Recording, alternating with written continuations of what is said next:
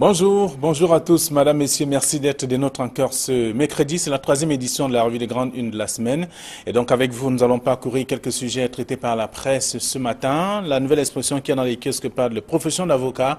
La section au barreau sera plus serrée, c'est ce que dit le bâtonnier. D'ailleurs, le Conseil de l'ordre annonce d'ailleurs des mesures désormais plus restrictives à l'accès à cette profession au Cameroun. Les précisions du bâtonnier sont à découvrir en page 3 du journal.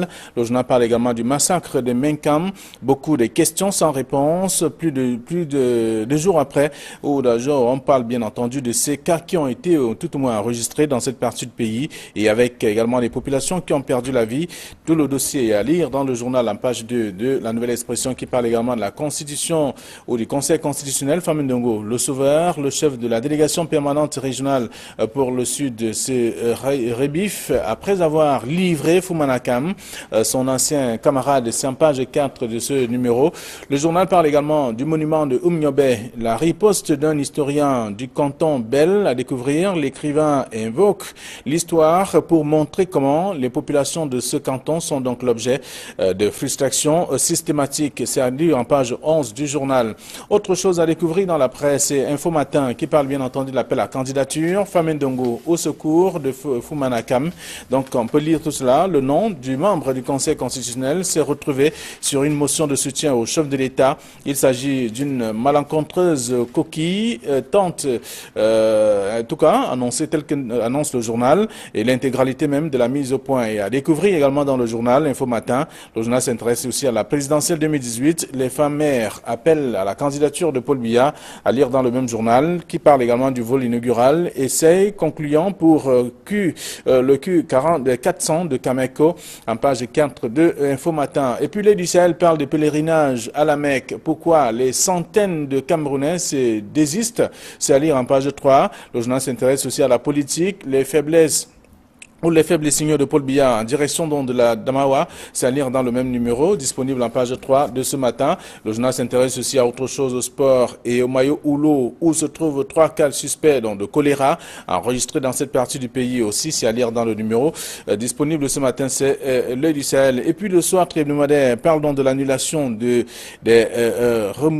remboursements, avec notamment des avances de soldes et aussi avances sur pension. Ce sont là quelques informations continues dans le journal. Quand Lebou interpellait à Lamine Ousmane May, c'est à lire dans le numéro disponible dans les kiosques ce matin.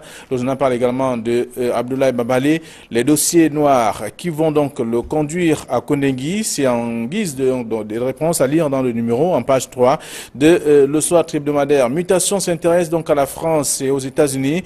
Voix discordante donc sur la crise anglophone. On apprend tout cela dans le numéro de ce matin et avec notamment le journal les dernières déclarations du président français et de l'ambassadeur des États-Unis sur la situation dans le nord-ouest et le sud-ouest mettent donc en évidence une différence de positionnement qui offre un bol d'air au pouvoir de Yaoundé. Et c'est donc une enquête que je vous invite à lire dans le journal Mutation et d'autres informations aussi parlant notamment de l'ECAM à découvrir dans le même journal Mutation de ce jour. Repère qui est dans les kiosques s'intéresse à l'aéroport, aux aéroports du Cameroun avec le président du conseil d'administration et le directeur général dans les taux du tribunal criminel spécial. Donc on parle d'une odeur de distraction de fonds et le tribunal criminel spécial est derrière et donc à leur trousse. C'est à lire dans le journal en page 3 de repères disponible dans les kiosques ce matin qui parle également de la diplomatie. La feuille de route du congrès de l'ambassadeur des États-Unis dans ce numéro également disponible aussi dans les kiosques. Le quotidien de jour parle d'élections au Cameroun avec le temps des manœuvres dans le Grand Nord. Tout cela a commencé et c'est dans une enquête proposée par le tabloïd de ce matin. Le journal s'intéresse aussi à la mission d'inspection de la CAF. Le point sur les chantiers de la Cannes à l'ouest Cameroun, c'est à découvrir dans le journal disponible aussi dans les kiosques ce matin. Voilà du moins ce que la presse nous propose, celle que nous avons reçue à notre rédaction. Hervé Villa, bonjour. Bonjour Flavien, bonjour Idriss, bonjour également à tous ceux qui nous écoutent ce matin. Merci d'être avec nous ce mercredi. Idriss Lisson, bonjour. Bonjour Flavien, bonjour Hervé Villa et je vais dire un bonjour particulier à tous les chefs traditionnels qui sont devenus des politiques, qui invitent à voter un candidat naturel. Donc je leur ai dit bonjour ce matin et je leur dit tout simplement qu'à travers cette attitude, il contribue à dévaloriser ce que c'est que la chefferie traditionnelle. Donc, merci d'être avec nous. Alors, on va parler de quelques sujets, commenter quelques sujets traités par la presse ce matin. On peut revenir sur le titre de la nouvelle expression, parlant de la profession d'avocat. L'accession au barreau sera plus serrée. C'est le bâtonnier qui le dit. Le Conseil de l'ordre a annoncé des mesures draconiennes, je voudrais dire restrictives, de plus encore à l'accès à cette profession. Oui, ça vient. La nouvelle expression ne fait pas. Ce n'est pas une erreur d'avoir mis ce titre à la une. Vous savez qu'il y a quelques semaines, la publication du dernier résultat de l'entrée au barreau, de la sortie du barreau, du résultat de la sortie du barreau a fait les choux gras de la presse. Vous vous souvenez qu'il y a beaucoup de candidats qui avaient été recalés et qu'il y a même des candidats qui sont constitués en groupe pour pouvoir faire une pétition pour revendiquer, n'est-ce pas, pour pouvoir réclamer leur sortie. Et pour leur sortie, donc du coup, comprenez que si... Ils ont estimé qu'il y avait une odeur de tribalisme et autres... Pas seulement de tribalisme, et même de favoritisme également. Et surtout, ils ont réclamé qu'on publie les résultats définitifs, que chacun puisse voir ces notes, ce qui jusqu'à présent, à mon humble avis, n'a pas encore été fait. Et donc, du coup, c'est normal que le bâtonnier sorte une fois de plus pour clarifier, pour dire que l'entrée du barreau doit être sélectif parce qu'il faut que les avocats camerounais puissent être compétitifs. Bon, je me pose la question, est-ce qu'ils ne sont-ils pas compétitifs quand on sait que dans les instances internationales, on a quand même plusieurs avocats camerounais qui sont membres de ce barreau, qui occupent des postes quand même assez importants. Donc, en tout cas, peut-être que les enseignements ont connu une sorte de dégradation à un niveau. Je m'interroge, tout simplement. Et ça dit qu'eux-mêmes qui sont en train de gérer le barreau, est-ce que c'est eux qui font? Parce qu'il faut quand même dire que ceux qui entrent, après avoir passé au concours de barreau, c'est eux, avocats, Maître Nikamga y compris, qui forment ces avocats stagiaires qui doivent également passer un concours de sortie. La question est de savoir, est-ce que eux, pendant dans le cabinet... Les enseignants ne sont pas efficaces, peut-être? Peut-être c'est eux, parce que les enseignants sont les avocats. C'est eux qui ont créé des cabinets d'avocats qui reçoivent des stagiaires.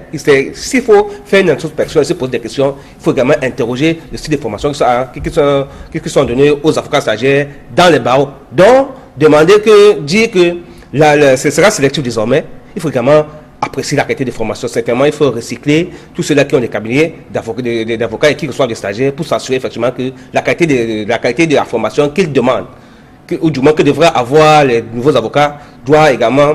Il faudrait que ceux qui les forment puissent avoir ces qualités-là également. Alors, Idriss Lissam, il y a que le Conseil de l'ordre qui annonce, en tout cas c'est au lendemain de tout ce qui a créé un petit désordre tel qu'on a observé au lendemain de la publication des résultats de ces avocats stagiaires qui sont devenus aujourd'hui, on a parlé de pratiquement 1300, un peu plus de 1360 qui avaient été donc sur la ligne de départ et pratiquement 470 par là qui sont aujourd'hui, qui ont été retenus au terme de ce tamis qui a permis de recevoir donc au terme de ça des meilleurs avocats. Donc c'était pendant la prestation de serment que le bâtonnier est revenu.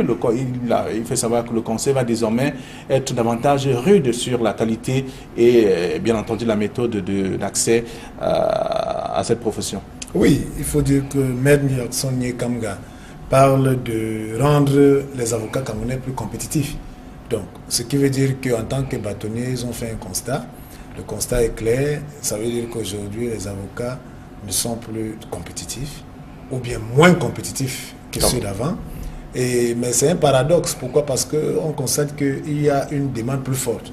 On se dirait que lorsqu'avec plus de formation, plus d'ouverture que nous avons au XXe siècle, on se serait attendu d'avoir des avocats de qualité.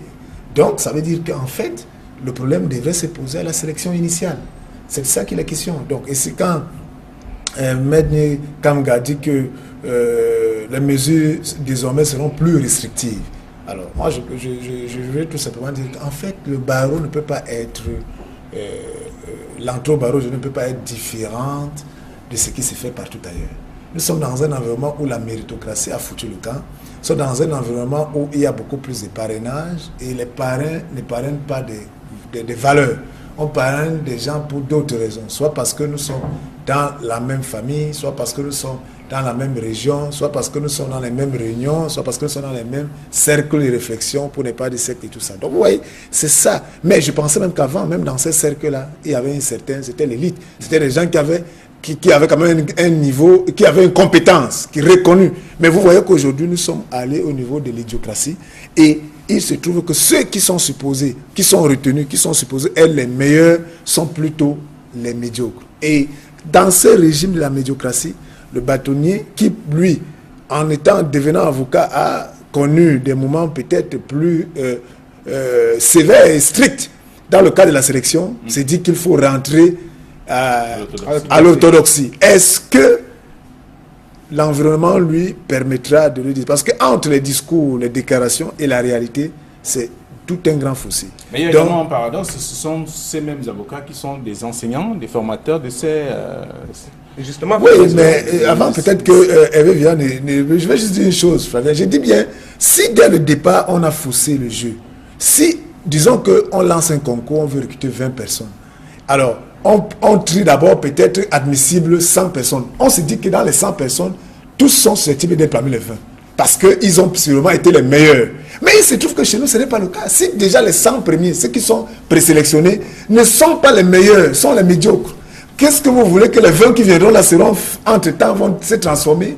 Non. Donc, je dis bien, si quelqu'un n'est pas outillé, n'est pas parmi les meilleurs dans un concours, parce que le concours, ce n'est pas la moyenne, on veut les meilleurs. C'est-à-dire quoi? C'est-à-dire que si on fait un concours et que les premiers ont 18 de moyenne, et qu'on veut 20 places, on va pas les 20 premiers. Si les 20 premiers ont 18 à 17 de moyenne, ceux qui ont 16 de moyenne sont brillants, mais ils ne vont pas réussir le concours. Mais chez nous, ce n'est pas ça. Puisqu'on a mis la méritocratie de côté, on a d'autres critères qui font qu'on prend très souvent, on laisse très souvent ceux qui sont brillants pour prendre ceux qui sont moyens pour des raisons autres, équilibre régional et tout ça, c'est que les listes de tels pour le RDPC, liste de ceci, liste de cela, liste qui vient du ministre de la Justice. En tout cas, tout ce qu'on retient.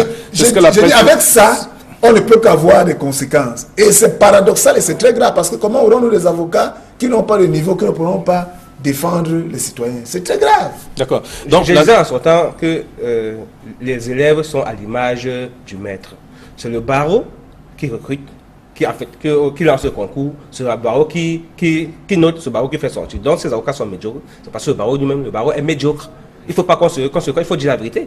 Maître Nikamga, qui est aujourd'hui président du barreau, doit également prendre, c'est vrai qu'il est en train de vouloir mettre sur pied des mesures, soit. Mais est-ce que, comme le disait Idriss, il n'est pas le seul. Donc il faut commencer par la formation des formateurs. C'est ça, il faut commencer par la formation des formateurs. S'assurer que dans les cabinets où se trouvent les avocats stagiaires, que justement ils bénéficient de cet encadrement. Mais je connais des cabinets où on a abandonné les affaires aux stagiaires, c'est-à-dire que c'est eux qui font le tour de tout. C'est vrai que c'est la formation. Mais sauf que si de temps en temps, le patron du barreau ne vient pas encadrer, vérifier le type de formation qui est donné à ces avocats stagiaires, il faut donc s'imaginer que le produit fini ne sera pas à la hauteur de nos attentes. Hervé Villa, le patron du barreau, ne pourra rien faire parce qu'il a besoin des avocats stagiaires qui viennent le bac chichi pour faire des trucs. C'est ça, c'est triste, mais c'est ce que nous critiquons. Par ailleurs, se retrouve dans les cabinets d'avocats. Je vous ai dit que nous sommes dans un environnement global. Ça veut dire qu'on ne peut pas... Il y a un dicton chez nous, les Vassas, qui dit que ce qui s'est passé dans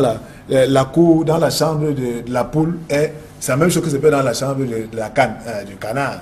Donc, pour dire que ce n'est pas parce que nous sommes dans un environnement de corruption et d'accompagnement des médiocres. Ailleurs, que ces avocats, ce sera sain. Non, c'est la même chose. Ok, conséquence. Alors, profession d'avocat, donc l'accession au barreau sera plus serrée. C'est ce qu'on lit dans le journal, en page 3. Je vous invite à parcourir l'article, en tout cas, c'est un mini-dossier proposé par le journal. Le journal parle également du Conseil constitutionnel avec Famé Ndongo. Le sauveur, c'est un autre titre également.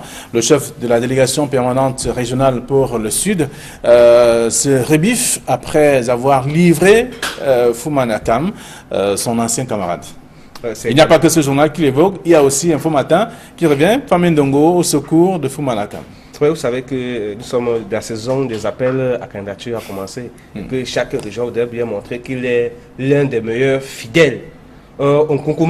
Donc du coup, il faut montrer que c'est d'abord nous. Nous, on veut que tu ne parles pas, tu restes là. Et du coup, il faudrait bien que ceux qui ont déjà accès au gâteau puissent, au partage du gâteau national, puissent sauvegarder leurs acquis. Et que lorsqu'on élabore la liste, il faut plus de noms. Non, il faudrait justement que l'on démontre au concours que non, je suis là, j'y tiens.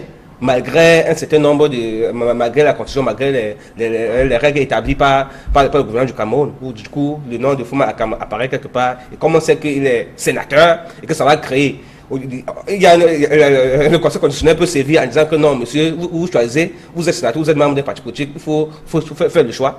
Du coup, on trouve l'astuce pour dire que non, c'est des maris, on met le nom d'une femme pour dire que non, on s'est juste trompé des personnes. Du coup, c'est une forme de chose, en fait, c'est une attitude qu'il faut quand même apprécier parce que les Camerounais sont très ingénieux.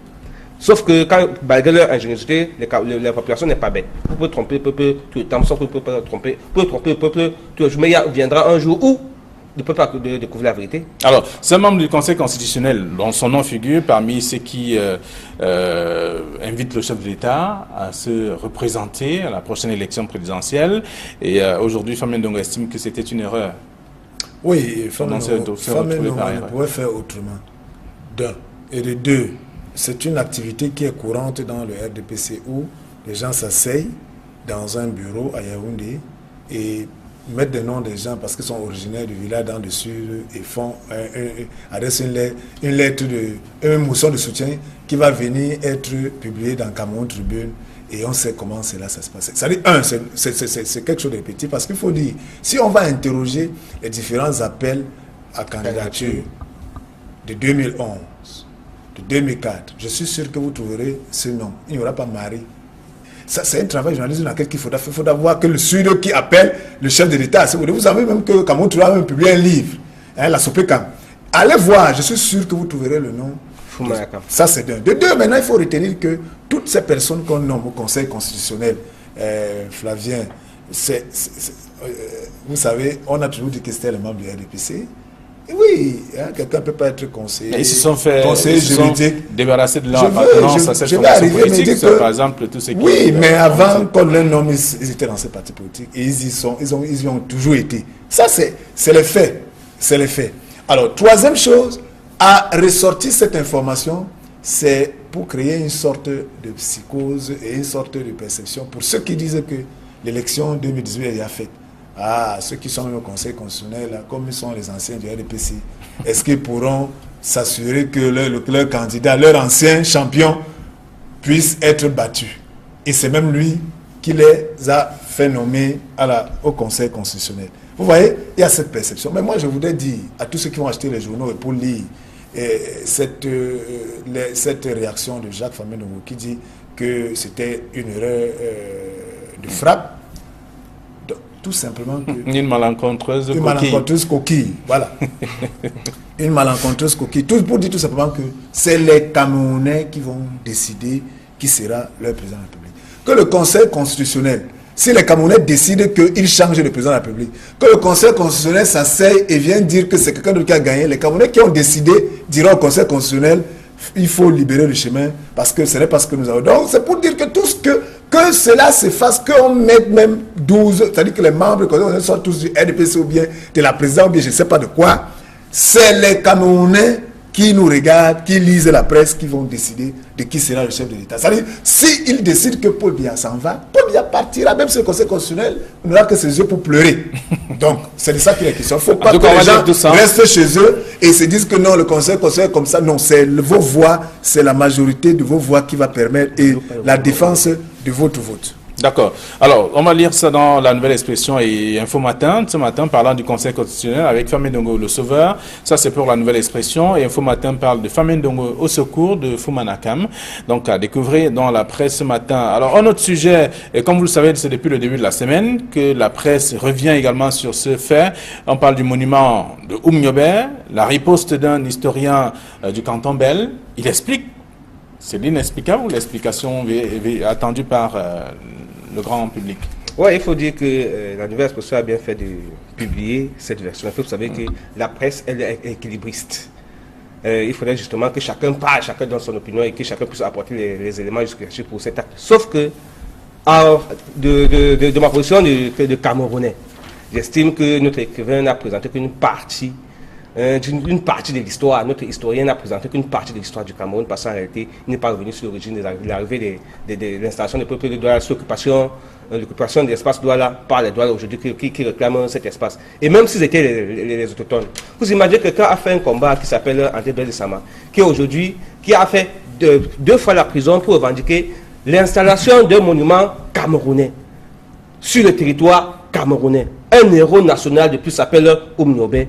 Et que après que le gars a payé de la sueur, des coups, des frustrations et même d'une partie de sa vie parce qu'on est en prison pour dire que votre vie a arrêté et qu'il réussit à soumettre tout un État à ramener tout un État à la raison, en disant oui, il n'y a que les Occidentaux qui sont installés chez nous. Qu'il faudrait au moins qu'un des nôtres soit là parce que le combat politique national, il faut quand même diluer et qu'il réussisse à tenir gain de cause dans son combat, qu'une communauté se lève pour venir bazarder, vandaliser l'ouvrage. Vraiment, c'est condamnable. Je pense que c'est condamnable et je ne comprends pas pourquoi, jusqu'à présent, aucune autorité de la ville de Douala, jusqu'au gouverneur ne s'est prononcé là-dessus. Il faut le reconnaître. Je pense même pas le sous-préfet de l'arrondissement de Douala premier. Vous comprenez que c'est quand même, on ne comprend pas ce qui se passe. C'est vrai que les arguments brandis par notre écrivain fait comprendre qu'avant Ounobé, il y avait d'autres nationalistes. C'est vrai. Mais qu'ont-ils fait pour revendiquer l'installation sur le territoire camerounais, la stèle de ces nationalistes qui ont combattu pour l'unité du Cameroun longtemps à l'avant, ou bien qui ont libéré le Cameroun longtemps avant. Ils n'ont rien fait. Très bien. Donc du coup, penser que installer Ounobé, c'est un sacrilège, ou du moins qu'on devait d'abord installer Gossoding, Douala Mangabé avant Ounobé, je dirais, c'est pas faux peut-être, mais sauf que vous n'avez rien fait pour revendiquer qu'on construise les monuments de Gossoding à Douala. Faites le tour du plateau Jos où étaient logés les Jos hier quand ils occupaient Douala. Il n'y a aucun monument, rien, même pas Douala Mangabel. Très bien. Et ils n'ont rien fait, c'est ça qui est choquant. Ils n'ont mené aucun combat. Et quand Douala s'est mené son combat, il obtient qu'on va installer Ruben Oumnobé sur cette rue, qui est la rue Ruben Oumnobé, qui est connue de tous là-bas depuis au moins 1998. Les chefs viennent le bazarder et tout le monde reste silencieux. Sauf que hier, quand André Blaise et Sama va nettoyer le bazar, c'est alors que la gendarmerie intervient. Une chose à remarquer, quand on cassait, aucune force de l'ordre, personne n'est sorti. Très bien. On se pose la question de savoir, est-ce qu'ils ne sont pas des mèches? Qu'est-ce qui se passe au moment où on prône le vivre ensemble? Vous n'êtes pas fâché? Non, je ne suis pas fâché, j'ai dit des choses. Tel que je vous entends. Au moment où on prône le vivre ensemble, oui. Et que ce sont les chefs, ceux-là qui sont censés être la courroie de la transmission, la courroie de paix, qui prennent ce genre d'action, je crains. Alors, très bien. Alors, lorsqu'on lit l'article quand même, est-ce qu'on peut déjà comprendre que le problème est mieux posé? C'est l'historien qui propose également tout ça. Oui, Flavien, j'aime bien ça. Le problème est mieux posé par cet historien qui joue l'équilibre et qui dit qu'ils n'ont rien contre Oumnobé, rien contre, et que le canton Bel est un canton ouvert, parce que Newbel fait partie du canton Bel et tout le reste, ils sont les chantres de vivre ensemble, ils ont accueilli tout le monde. Parfait. Mais Flavien, lorsque vous avez des chefs traditionnels qui s'asseyent, qui au lieu de défendre les traditions, les us et coutumes, s'asseyent pour faire de la politique, pour dire que quelqu'un doit être candidat. Vous attendez quoi de ces chefs traditionnels-là? Ceux-là qui sont les gardiens de nos traditions. Parce que voilà la matérialisation. Je vous assure que ce que les chefs du canton Bel ont fait là, est-ce qu'ils ont organisé même des palabres dans les familles? Mais ils s'étaient être consultés avant la mise en place. Ont-ils été consultés lorsqu'on a érigé le monument de l'éclair? Question. Ont-ils été consultés lorsqu'on a commencé à désigner les rues dans l'adressage des rues avec le nom des rues Joffre, des rues X, Y? Je m'interroge, peut-être qu'ils ont été consultés. S'ils ont été consultés et qu'ils ont validé que le monument, l'éclair soit là, c'est très grave. Parce que ça veut dire que ces chefs-là sont justement pour que nous soyons tous. Ça veut dire que peut-être que le canton Bel même va s'appeler le canton, je ne sais pas, Joffre. Parce que c'est ça, ou bien le canton l'éclair. Non, soyons, pour être plus sérieux, je dis bien que lorsque les chefs passent leur temps à s'occuper de la politique politicienne, à encourager les politiques à marcher sur les citoyens camerounais, à encourager ceux-là qui nous rendent plus pauvres, à encourager ceux qui pillent. Parce que c'est ceux qui pillent là, ceux qui sont les grosses élites là, qui viennent leur donner le champagne, les vins, qui les entretiennent. C'est pour cela que ces chefs ont perdu la notion que le chef faisait même le tour du quartier et venait même échanger avec les populations pour savoir qu'est-ce qui se passe. Est-ce que ces chefs-là ont déjà organisé les palabres autour de l'arbre à palabres pour identifier les problèmes qui se posent dans leur canton, pour leur poser aux politiques qui sont les conseillers municipaux, les maires, les délégués du gouvernement, et communiquer? Nous sommes à l'ère 21e siècle. Est-ce que ces chefs-là ont pris la parole organiser une conférence de paix pour dire que voici la situation du canton Bel. Nous, les chefs du canton Bel, voici nos problèmes et voilà ça. Depuis 10 ans, nous avons fait ça. On a écrit à tel, voici les lettres. On a fait ceci. On ne nous l'a pas répondu par rapport à Grossodine, par rapport à Mangabel. Nous avons fait X, Y, Z. Je m'interroge, je n'ai pas vu. Est-ce que ces chefs qui se sont levés maintenant pour aller casser... Hervé Villal a dit, il n'y avait aucun gendarme. Maintenant que le citoyen Essama, qui est dans un combat noble, on voit les gendarmes sortir les muscles. Vous savez, ils savent que les chefs là ont des incantations, qu'ils ont fait des incantations. Peut-être que les gendarmes ont peur de subir les... Bon, mais il faut dire que les incantations touchent ceux qui ont tort. Hein. Quand vous défendez la bonne cause, je ne pense pas qu'une incantation maléfique viendra vous toucher. Et en plus, un bon chef et un bon notable n'est pas là pour faire du mal, il est là pour corriger le mal. Mais quand c'est lui-même qui a l'origine du mal, dangereuse et violente sera la colère de Dieu. D'accord. Alors, monument de Oumniobé, donc la riposte d'un historien du canton Bel, c'est à découvrir dans le journal La Nouvelle Expression de ce matin, en page 11, pour comprendre un peu quel est l'équilibre qu'apporte donc cet historien, dont chacun peut lire et comprendre un peu la suite de l'événement. Autre chose également à découvrir dans la presse ce matin, il y a Mutation qui revient et parle de la France et même des États-Unis. Voix discordante donc sur la crise anglophone. On voit déjà après la sortie de l'ambassadeur, il y a également donc les dernières déclaration du président français et même de l'ambassadeur des États-Unis sur la situation du nord-ouest et du sud-ouest mettent en difficulté ou même en évidence une différence même de positionnement qui offre donc un bol d'air, notamment pour le parti pour Yaoundé. Oui, vous savez justement que Flavien, la sortie de l'ambassadeur des États-Unis a quand même a créé tout un, je ne vais pas dire tout un scandale, mais du moins ça a fait un tollé dans la mesure où ça a permis à certains membres du gouvernement du Cameroun de réajuster, de faire des mises au point. La preuve, l'ambassadeur lui-même, après sa sortie, la presse a été invité, tout le monde a été reçu, convoqué, si on peut permettre l'expression, par le ministre des Relations extérieures, sans me dire qu'il leur a tiré les oreilles, même ça ne se dit pas sur le plan diplomatique du moins. L'échange a été quand même a été houleuse, au sortir duquel il y a un communiqué dont nous connaissons tous la teneur, pour rappeler que le Cameroun est indivisible, on ne peut pas sortir de l'extérieur pour venir proposer des changements au Cameroun, les Camerounais sont seuls maîtres de leur destin. Oui, c'est vrai. Bon, on comprend donc que face à la gestion de la crise anglophone, et face à la gestion de la crise anglophone, la France, dont le Cameroun reste précaré, il faut le connaître, même si de temps en temps, on a l'impression que le Cameroun donne un peu aux Chinois, puisse soutenir quand même le chef de l'État pour venir comment à son secours, pour dire que non, on ne va pas te lâcher, parce qu'en fait, on ne va pas te laisser jeter en Belgique populaire aux Américains, qui voudraient certainement qu'il y ait un nouvel ordre politique au Cameroun. Donc du coup, le pouvoir des Yaoundé peut se sentir, peut avoir un allié et dormir un peu sur une oreille, même si se sentait un peu bousculé. Voilà. Et donc, on voit quand même qu'il y a des réactions de part et d'autre, en tout cas qui se tutoient sur cette affaire de crise anglophone dans les régions du nord-ouest et du sud-ouest. Et à partir des réactions de la France, du chef d'État et bien entendu de l'ambassadeur des États-Unis. Moi, je pense qu'en lisant la presse, les uns les autres comprendront que, une fois de plus, que les États, les différents États n'ont pas d'amis, n'ont que des intérêts.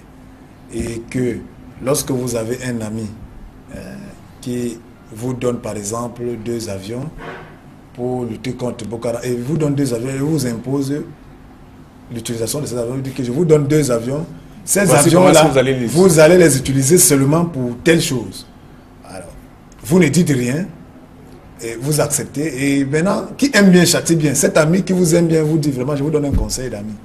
Je pense que, Monsieur le Président, vous êtes déjà arrivé, il faut vous reposer, parce que c'est un conseil d'ami. Et je ne comprends pas pourquoi il y a un tollé. Et le meilleur ami ne dit que la vérité. Mais c'est ça qu'on appelle la vraie amitié. Alors, où est passée cette notion d'amitié?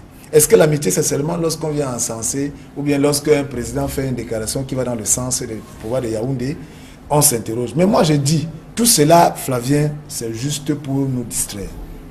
Parce qu'il ne faut pas que les Camerounais se disent que c'est Washington, c'est Paris qui vont venir changer les choses ici. C'est nous-mêmes. Aide-toi et le ciel t'aidera. Ça veut dire que si les Camerounais sont là, ils se plaignent dans les quartiers, dans les villages, dans les taxis, dans les bus, dans les trains. Ils ne s'inscrivent pas sur la liste électorale, mais ils parlent tous politique. ils sont contre la corruption et ils font la corruption. Ils disent qu'ils veulent la méritocratie et ils encouragent les médiocres. Ils critiquent des jours et des nuits, ils font des mauvaises choses. Ça veut dire que les Camerounais eux-mêmes sont fiers d'être dans cet environnement et ils se plaisent à ça. C'est pour ça qu'il ne faut pas contre le bouc émissaire. Alors donc pour vous, un changement n'est positif? Non, le changement est possible si les Camerounais le décident. C'est eux seuls. Ça veut dire qu'il ne faut pas conseiller les gens, c'est Washington qui aura. C'est nous qui déciderons que aujourd'hui c'est fini avec le RPC. On met un autre parti là. C'est nous, la majorité. Ce n'est pas de la magie. Donc je dis bien ceci. Que les Américains donnent les conseils, c'est de leur droit, ils sont nos amis. Hein. Un ami est libre de donner des conseils, et parce qu'un vrai ami. Que les Français donnent aussi leurs conseils en protégeant, ça les engage, c'est de leur droit. Mais nous, les Camerounais, retenons que ce ne sera ni la France, ni les États-Unis qui viendront changer nos problèmes ou bien résoudre nos problèmes. C'est pas la France et les États-Unis qui ont des mains. Mais on sollicite la France, refusent de travailler pour résoudre le problème. Ce n'est pas la France et les États-Unis qui font qu'il y a les nids de poules qui sont partout là sur la route de nos babas. Ce n'est pas la France et les États-Unis qui viennent enlever les ordures qui sont dans nos cours et partout là dans les quartiers et tout ça. Vraiment, ce n'est pas. C'est de nous qu'ils savent, nous-mêmes. Nous-mêmes, si nous ne changeons pas, si nous ne disons pas que ça change demain, M. Flavien Ndongo, rien ne changera. Et même les Américains, là, comme amis, donneront tous les conseils et ils nous regarderont, nous entretuer comment nous sommes en train de nous entretuer là. Et après, peut-être, comme non-assistance à payer en danger, ils viendront peut-être sauver ceux qui vont rester. Alors, on va lire dans l'imitation de ce matin, qui parle donc de voix discordantes sur la crise anglophone. C'est dans ce journal, tout un dossier également avec une enquête qui a été menée selon les reporters de ce tabloïd. Alors, on va terminer avec le Sahel pour dire un mot sur le pèlerinage à la Mecque. Pourquoi des centaines de Camerounais désistent? Oui, il faut dire, Flavien, lorsqu'on lit l'article que s'agit, en fait, on a changé un peu le dispositif de dotation de visa à l'ambassade d'Arabie Saoudite qui est devenu un visa biométrique. Et il semble qu'ils ont un seul appareil et il y a de l'engorgement.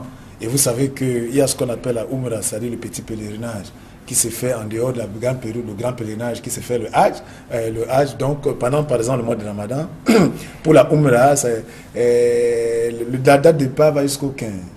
Il faut être arrivé donc, pour pouvoir réaliser les actes de pèlerinage avant le 15 juin. Donc, en ce moment, ça veut dire qu'à ce moment, vous devez obtenir votre visa et prendre le vol pour la ça se trouve qu'il y a près d'une centaine de personnes qui se sont retrouvées jusqu'à ce jour sans visa parce que le système a changé, parce qu'il y a l'engorgement. En fait, cet article, c'est le reporter qui a fait un très bon article, qui allait même interroger jusqu'au Minat. Pourquoi Minat n'a pas pris disposition avant, interroger l'ambassade de l'Arabie Saoudite pour comprendre ces engagements. Mais ils ont aussi fait parler ces Camerounais-là qui sont quittés du nord, de l'est, et qui se retrouvent sur les nattes à l'ambassade de l'Arabie Saoudite, couchés sur les nattes, parce qu'ils n'ont pas où vivre à Yaoundé. On a leur passeport à l'ambassade, on ne leur donne pas le visa, on ne leur remet pas le passeport, ils ne savent pas à quel sens se vouer. Très bien. Donc des mesures quand même ont été prises, selon bien entendu le ministre de l'administration territoriale, qui a même amélioré les conditions de transport et de vie de ces derniers, oui. Au-delà des difficultés diplomatiques et autres qui, en fait, révélées par le journal. Même si les mesures sont prises, il y a que quand vous sortez chez vous pour aller réaliser quelque chose dans un timing bien précis, et que le timing soit modifié par des problèmes d'organisation, ça devient très compliqué. Déjà que ton séjour à Yaoundé pour le visa devait faire peut-être 1 jour ou 2 jours comme ça faisait avant. Aujourd'hui, tu te trouves à 1 semaine, voire 2. Ça complique, ça fait que l'objet même du voyage, tu ne vas plus le faire à temps. Et du coup, beaucoup ont estimé que c'est beaucoup de dépenses. Quand même, c'est beaucoup de millions qu'on dépense pour pouvoir faire cela. Donc, ça devient compliqué. On espère qu'on va l'améliorer certainement aux prochains événements. Merci à vous, chers messieurs. Alors, l'actualité se trouve dans la presse ce matin. Il n'y a qu'à faire un tour dans les kiosques et être parfum de l'actualité, justement. Bon retour à vos différentes rédactions, chers messieurs. À demain, 9h15.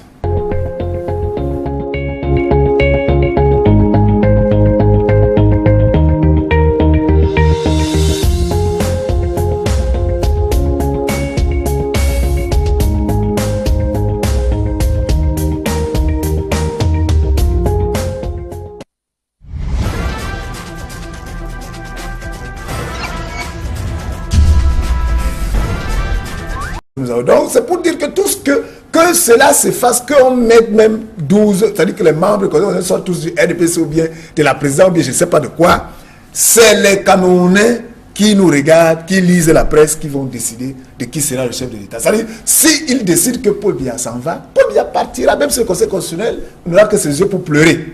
Donc, c'est de ça qu'il est question. Il ne faut pas que les gens restent chez eux et se disent que non, le Conseil constitutionnel comme ça. Non, c'est vos voix, c'est la majorité de vos voix qui va permettre et la défense de votre vote. D'accord. Alors, on va lire ça dans la Nouvelle Expression et Info Matin. Ce matin, parlant du Conseil constitutionnel avec Famé Ndongo, le sauveur. Ça, c'est pour la Nouvelle Expression. Et Info Matin parle de Famé Ndongo au secours de Fumanakam.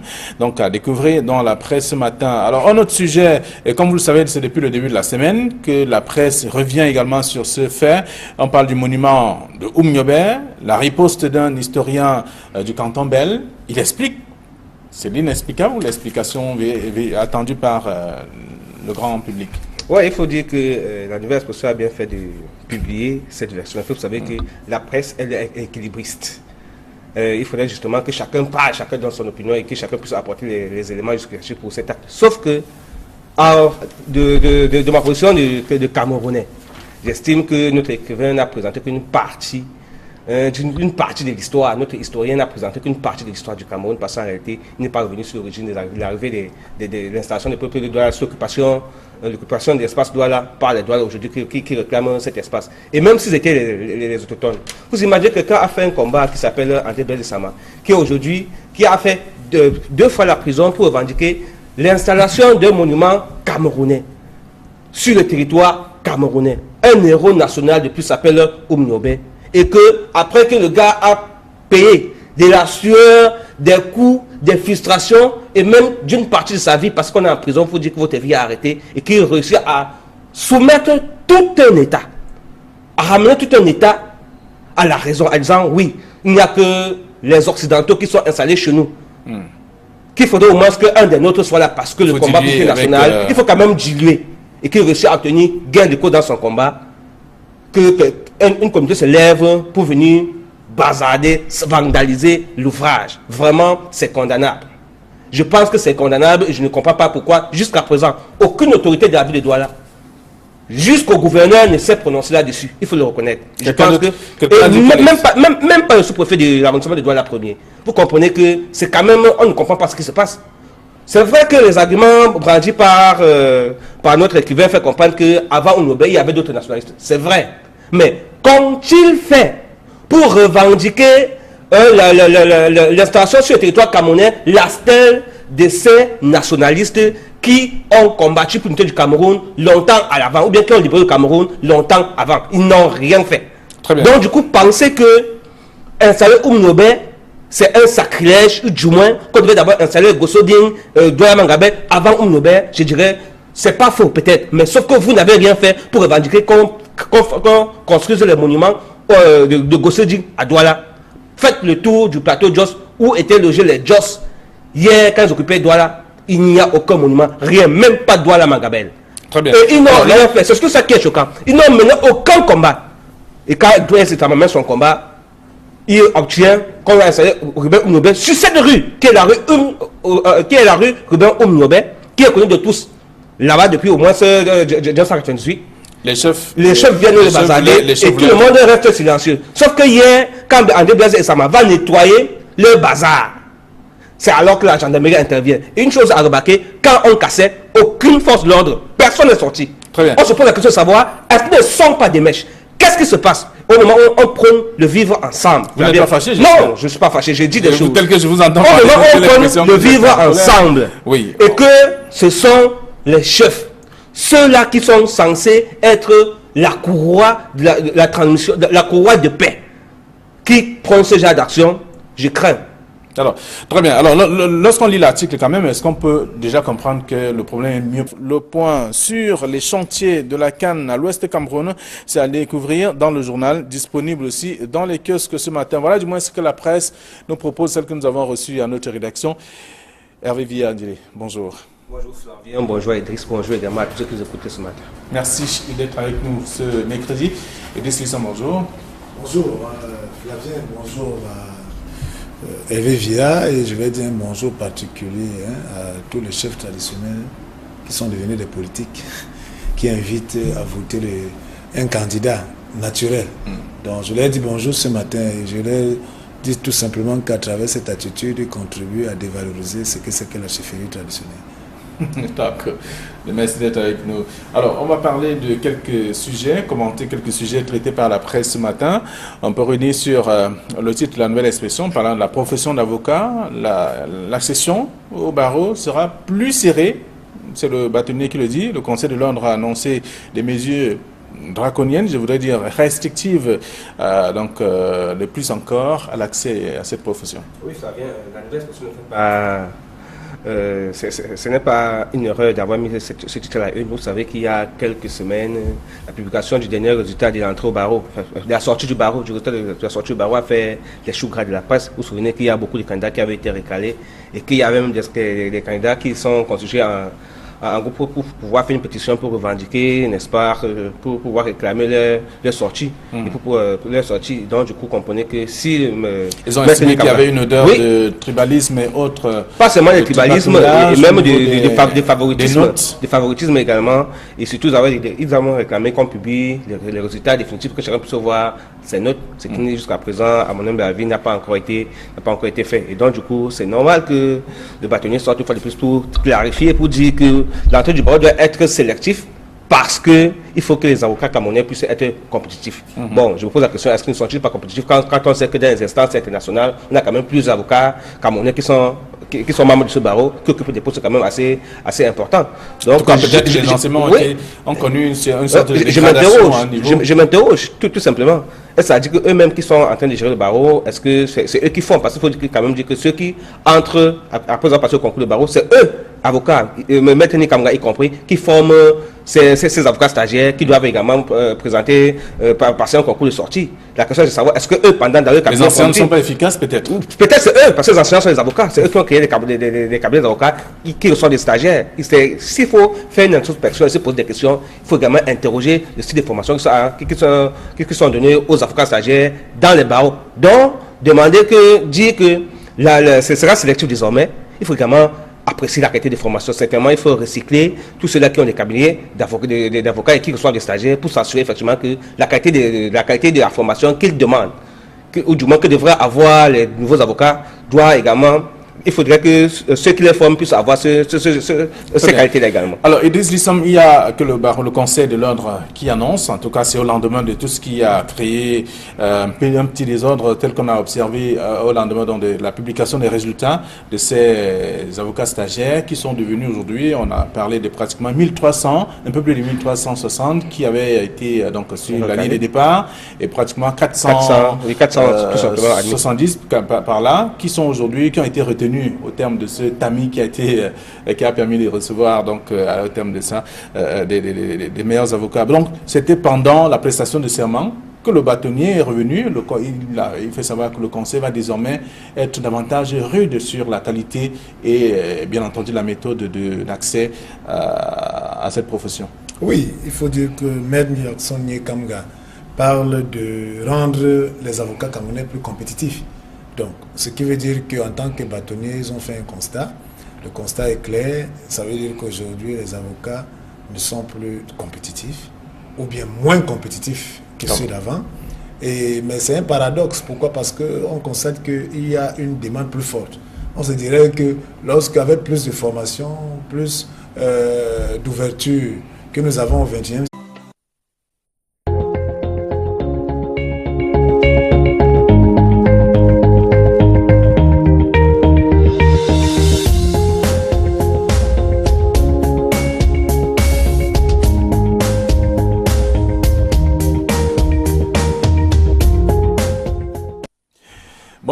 Bonjour à tous, madame, messieurs, merci d'être des nôtres encore ce mercredi. C'est la 3e édition de la revue des grandes unes de la semaine. Et donc avec vous, nous allons parcourir quelques sujets traités par la presse ce matin. La nouvelle expression qui est dans les kiosques parle de profession d'avocat. La section au barreau sera plus serrée, c'est ce que dit le bâtonnier. D'ailleurs, le Conseil de l'ordre annonce d'ailleurs des mesures désormais plus restrictives à l'accès à cette profession au Cameroun. Les précisions du bâtonnier sont à découvrir en page 3 du journal. Le journal parle également du massacre de Menkam. Beaucoup de questions sans réponse. Plus de 2 jours après, où d'ailleurs on parle bien entendu de ces cas qui ont été tout au moins enregistrés dans cette partie du pays et avec également les populations qui ont perdu la vie.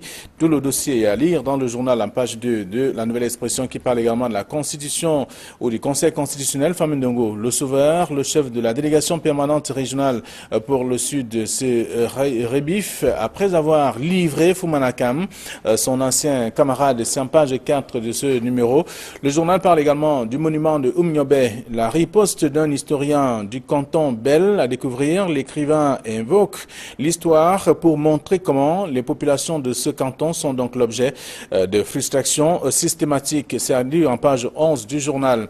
Autre chose à découvrir dans la presse, c'est Info Matin qui parle bien entendu de l'appel à candidature. Famine Ndongo au secours de Fumanakam. Donc on peut lire tout cela. Le nom du membre du Conseil constitutionnel s'est retrouvé sur une motion de soutien au chef de l'État. Il s'agit d'une malencontreuse coquille, tente, en tout cas, annoncée tel qu'annonce le journal, et l'intégralité même de la mise au point. Et à découvrir également dans le journal Info Matin. Le journal s'intéresse aussi à la présidentielle 2018. Les femmes mères appellent à la candidature de Paul Biya, à lire dans le même journal, qui parle également du vol inaugural. Essai concluant pour le Q400 de Kameko, en page 4 de Info Matin. Et puis les du Sahel parlent des pèlerinages à la Mecque. Pourquoi les centaines de Camerounais se désistent? C'est à lire en page 3. Le journal s'intéresse aussi à la politique, les faiblesses ou les faibles signaux de Paul Biya en direction de la Damawa, c'est à lire dans le même numéro, disponible en page 3 de ce matin. Le journal s'intéresse aussi à autre chose, au sport et au Mayo Oulo, où se trouvent 3 cas suspects de choléra, enregistrés dans cette partie du pays aussi, c'est à lire dans le numéro. Disponible ce matin, c'est l'œil du Sahel. Et puis le soir hebdomadaire parle donc de l'annulation des remboursements, avec notamment des avances de soldes et aussi avances sur pension. Ce sont là quelques informations continues dans le journal. Quand Lebou interpellait à Lamine Ousmane May, c'est à lire dans le numéro disponible dans les kiosques ce matin. Le journal parle également de Abdoulaye Babale, les dossiers noirs qui vont donc le conduire à Kondengi. C'est en guise de réponse à lire dans le numéro en page 3 de Le Soir hebdomadaire. Mutation s'intéresse donc à la France et aux États-Unis. Voix discordante donc sur la crise anglophone. On apprend tout cela dans le numéro de ce matin et avec notamment le journal les dernières déclarations du président français et de l'ambassadeur des États-Unis sur la situation dans le nord-ouest et le sud-ouest mettent donc en évidence une différence de positionnement qui offre un bol d'air au pouvoir de Yaoundé. Et c'est donc une enquête que je vous invite à lire dans le journal Mutation et d'autres informations aussi parlant notamment de l'ECAM à découvrir dans le même journal Mutation de ce jour. Repère qui est dans les kiosques s'intéresse à l'aéroport, aux aéroports du Cameroun avec le président du conseil d'administration et le directeur général dans les taux du tribunal criminel spécial. Donc on parle d'une odeur de distraction de fonds et le tribunal criminel spécial est derrière et donc à leur trousse. C'est à lire dans le journal en page 3 de repères disponible dans les kiosques ce matin qui parle également de la diplomatie. La feuille de route du congrès de l'ambassadeur des États-Unis dans ce numéro également disponible aussi dans les kiosques. Le quotidien de jour parle d'élections au Cameroun avec le temps des manœuvres dans le Grand Nord. Tout cela a commencé et c'est dans une enquête proposée par le tabloïd de ce matin. Le journal s'intéresse aussi à la mission d'inspection de la CAF. On se serait attendu d'avoir des avocats de qualité. Donc ça veut dire qu'en fait, le problème devait se poser à la sélection initiale. C'est ça qui est la question. Donc, et c'est quand Medni Kamga dit que les mesures désormais seront plus restrictives. Alors moi je veux tout simplement dire qu'en fait le barreau ne peut pas être, l'entrée au barreau ne peut pas être différente de ce qui se fait partout ailleurs. Nous sommes dans un environnement où la méritocratie a foutu le camp. Nous sommes dans un environnement où il y a beaucoup plus de parrainage et les parrains ne parrainent pas des valeurs. On parraine des gens pour d'autres raisons, soit parce que nous sommes dans la même famille, soit parce que nous sommes dans la même région, soit parce que nous sommes dans les mêmes réunions, soit parce que nous sommes dans les mêmes cercles de réflexion, pour ne pas dire secte et tout ça. Donc vous voyez, c'est ça. Mais je pensais même qu'avant, même dans ces cercles-là, il y avait c'était l'élite. C'était des gens qui avaient quand même un niveau, qui avaient une compétence, qui est reconnue. Mais vous voyez qu'aujourd'hui, nous sommes allés au niveau de l'idiocratie et il se trouve que ceux qui sont supposés, qui sont retenus, qui sont supposés être les meilleurs, sont plutôt les médiocres. Et dans ce régime de la médiocratie, le bâtonnier qui, lui, devenant avocat, a connu des moments peut-être plus sévère et stricte. Dans le cas de la sélection, c'est dit qu'il faut rentrer à l'orthodoxie. Est-ce que l'environnement lui permettra de le dire? Parce qu'entre les discours, les déclarations et la réalité, c'est tout un grand fossé. Mais il y a également un paradoxe, ce sont ces mêmes avocats qui sont des enseignants, des formateurs de ces... Justement, oui, mais avant peut-être que Hervé Villa, je vais juste dire une chose, Flavien. J'ai dit bien, si dès le départ on a faussé le jeu, si, disons qu'on lance un concours, on veut recruter 20 personnes, alors on trie d'abord peut-être admissible 100 personnes. On se dit que dans les 100 personnes, tous sont susceptibles d'être parmi les 20. Parce qu'ils ont sûrement été les meilleurs. Mais il se trouve que chez nous, ce n'est pas le cas. Si déjà les 100 premiers, ceux qui sont présélectionnés, ne sont pas les meilleurs, sont les médiocres, qu'est-ce que vous voulez que les 20 qui viendront là seront, entre-temps, vont se transformer? Non. Donc, je dis bien, si quelqu'un n'est pas outillé, n'est pas parmi les meilleurs dans un concours, parce que le concours, ce n'est pas la moyenne, on veut les meilleurs. C'est-à-dire quoi? C'est-à-dire que si on fait un concours et que les premiers ont 18 de moyenne, et quand on veut 20 places, on ne va pas les 20 premiers. Si les 20 premiers ont 18 à 17 de moyenne, ceux qui ont 16 de moyenne sont brillants, mais ils ne vont pas réussir le concours. Mais chez nous, ce n'est pas ça. Puisqu'on a mis la méritocratie de côté, on a d'autres critères qui font qu'on prend très souvent, on laisse très souvent ceux qui sont brillants pour prendre ceux qui sont moyens pour des raisons autres. Équilibre régional et tout ça, c'est que les listes de tels pour le RDPC, liste de ceci, liste de cela, liste qui vient du ministre de la Justice. En tout cas, tout ce qu'on retient. Avec ça, on ne peut qu'avoir des conséquences. Et c'est paradoxal et c'est très grave parce que comment aurons-nous des avocats qui n'ont pas le niveau, qui ne pourront pas défendre les citoyens? C'est très grave. D'accord. Donc, je disais en sortant que les élèves sont à l'image du maître. C'est le barreau qui recrute, qui lance le concours, c'est le barreau qui note, ce barreau qui fait sortir. Donc, ces avocats sont médiocres. C'est parce que le barreau lui-même, le barreau est médiocre. Il ne faut pas il faut dire la vérité. Maître Nikamga, qui est aujourd'hui président du barreau, doit également prendre, c'est vrai qu'il est en train de vouloir mettre sur pied des mesures, soit.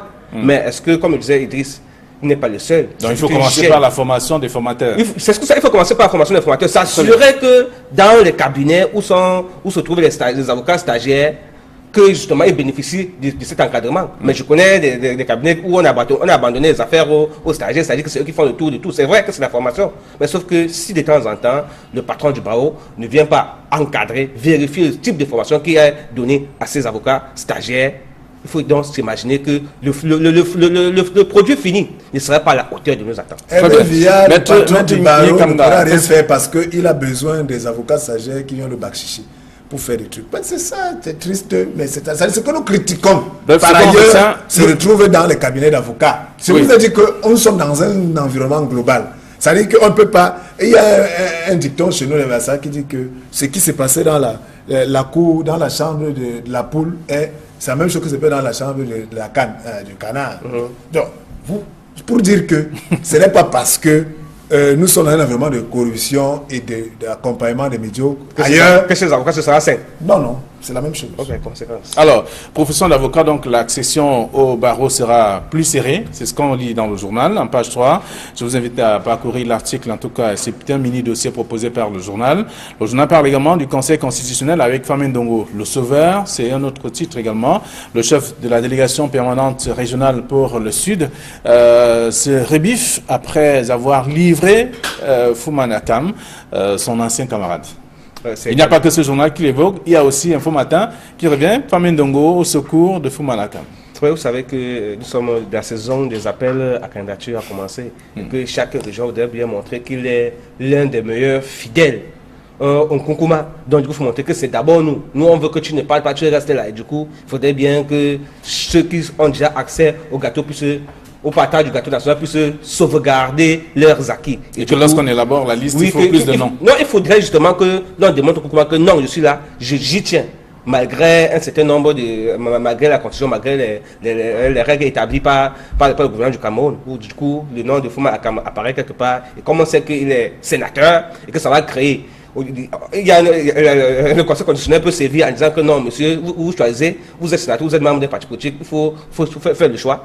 Du coup, on trouve l'astuce pour dire que non, c'est des maris. On met le nom d'une femme pour dire que non, on s'est juste trompé des personnes. Du coup, c'est une forme de chose, c'est une attitude qu'il faut quand même apprécier parce que les Camerounais sont très ingénieux.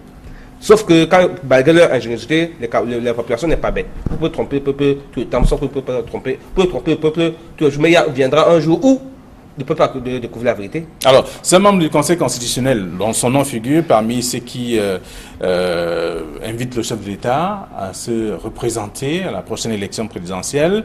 Et aujourd'hui, Famien Ndongo estime que c'était une erreur. Oui, Famien Ndongo pourrait faire autrement. D'un. Et de deux, c'est une activité qui est courante dans le RDPC où les gens s'asseyent dans un bureau à Yaoundé et mettent des noms des gens parce qu'ils sont originaires du village d'en dessus et font adressent une lettre une motion de soutien qui va venir être publiée dans Cameroun Tribune et on sait comment cela ça se passe. C'est-à-dire, c'est quelque chose de petit parce qu'il faut dire, si on va interroger les différents appels à candidature de 2011, de 2004, je suis sûr que vous trouverez ce nom. Il n'y aura pas Marie. Ça, c'est un travail journaliste dans lequel il faudra voir que le Sud qui appelle le chef de l'État. Vous savez même que Cameroun a même publié un livre, hein, la Sopekam. Allez voir, je suis sûr que vous trouverez le nom. Ça, c'est d'un. De deux, maintenant, il faut retenir que toutes ces personnes qu'on nomme au Conseil constitutionnel, Flavien, vous savez, on a toujours dit que c'était le membre du RDPC. Oui, hein, quelqu'un ne peut pas être conseiller. Ils se sont fait débarrasser de leur appartenance à cette formation politique, par exemple, tout ce qui... Oui, mais avant, quand les noms, ils étaient dans ces partis politiques et ils y ont toujours été. Ça, c'est les faits. C'est les faits. Alors, troisième chose, à ressortir cette information, c'est pour créer une sorte de psychose et une sorte de perception pour ceux qui disent que l'élection 2018 est déjà faite. Ah, ceux qui sont au Conseil constitutionnel, là, comme ils sont les anciens du RDPC, est-ce qu'ils pourront s'assurer que leur candidat, leur ancien champion, puisse être battu? Et c'est même lui qui les a fait nommer au Conseil constitutionnel. Vous voyez, il y a cette perception. Mais moi, je voudrais dire à tous ceux qui vont acheter les journaux et pour lire cette réaction de Jacques Famien Ndongo qui dit que c'était une erreur de frappe. Tout simplement que... Une malencontreuse coquille. Une malencontreuse coquille, voilà. Une malencontreuse coquille. Tout pour dire tout simplement que c'est les Camerounais qui vont décider qui sera leur président de la République. Que le Conseil constitutionnel, si les Camerounais décident qu'ils changent de président de la République, que le Conseil constitutionnel s'asseye et vient dire que c'est quelqu'un d'autre qui a gagné, les Camerounais qui ont décidé diront au Conseil constitutionnel, il faut libérer le chemin parce que ce n'est parce que